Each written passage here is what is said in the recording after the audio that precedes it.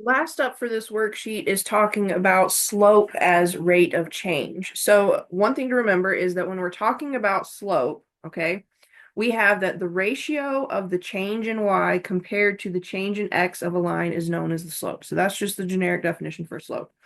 Another way to think of slope is how fast does y change with respect to x. So we're comparing how fast something changes compared to something else. It just so happens in this case, we're specifically talking how fast does y change compared to x, okay? In other words, slope can be thought of as a rate of change. How are these two things changing with respect to one another? So let's go ahead and look at an example. Example 5 says use the information provided to find each rate of change. We're really just finding one rate of change. So we have this graph here that compares temperature in degrees Celsius, that's the y-axis, to altitude in meters, that's the x-axis. So we have these 2 points. We have that when the altitude is 200 meters, the temperature is 25 degrees Celsius, compared to when the altitude is 2,200 meters, and the temperature is 13 degrees Celsius. And that makes sense. As the altitude increases, as you go higher up, the temperature decreases. Most of us have been to Mount Mitchell. Doesn't matter what the weather's like in Asheville, it's going to be colder up there at Mount Mitchell. It could be nice, warm, breezy, 80 degrees in Asheville. When you get up to Mount Mitchell, it's going to be a lot cooler. Okay, so that should kind of make sense to us. So let's go ahead and look at parts A and B. So the table shows the relationship between altitude and temperature. We see that. So it wants us to calculate the slope. So looking at these two, or this graph, we have these 2 points. So we have the point 200, comma 25. Remember that x is altitude, y is temperature. So remember that. And then we have the other point 2200, comma 13. So let's label these x1, y1, and x2, y2. And remember, slope is y2 minus y1 equals x2 minus x1. Can't say it enough. If you write the formula down, try to do it from memory every time you use it, and then fill it in, you start to memorize that formula a bit quicker. All right, so let's fill in our values. So we said that y2 was 13, y1 was 25, so we get 13 minus 25. We also said that x2 was 2200 and x1 was 200. So let's see if we can simplify that. So if we have 13 minus 25, that would give us what, negative 12? And then 2200 minus 200 is just 2000.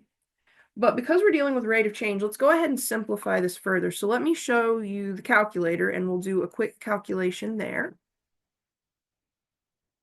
So what we have is negative 12 divided by 2000. And we end up getting negative 0.06. So we have to kind of talk about what that means as far as rate of change. So let's go back to the worksheet. So again, negative 0.06. All right, so this equals negative 0.0, I think it was 0.006, right? Yeah, it was 0.006. Let me fix that.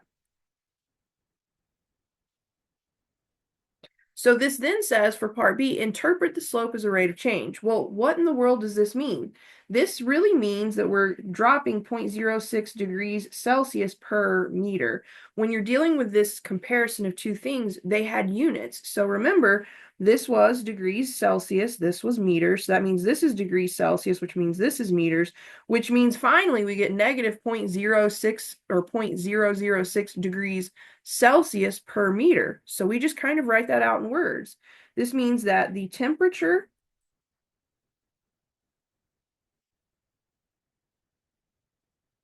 drops or let me put that.